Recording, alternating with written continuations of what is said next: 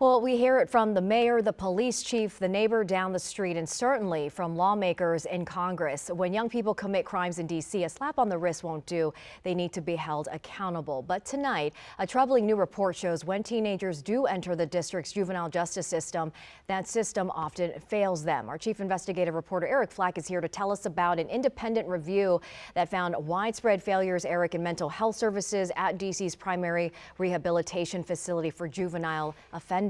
Yeah, you said it, Annie. This new audit paints a troubling picture of the behavioral health services inside New Beginnings Youth Development Center and systematic failures to get many of those teens the treatment they need before they're sent back into their communities.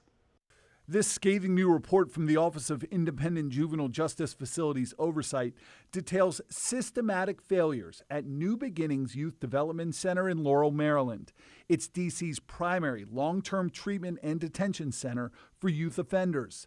The audit found most teens held there did not receive required substance abuse screenings. The audit also found major gaps in psychiatric evaluations and treatment planning, and failures in suicide prevention protocols. What's more, investigators discovered many youths did not receive individualized treatment plans despite documented mental health needs. If the behavioral health problems are not identified and treated, it becomes harder for them to change those behaviors once they go back to the community. The executive director of that independent agency that conducted the audit said all but one of the youth at New Beginnings had identified problems that were simply left off their treatment plans. By the time a youth makes it into New Beginnings, they've had almost uniformly very challenging life. And there is so much trauma there. They've got a very hard job.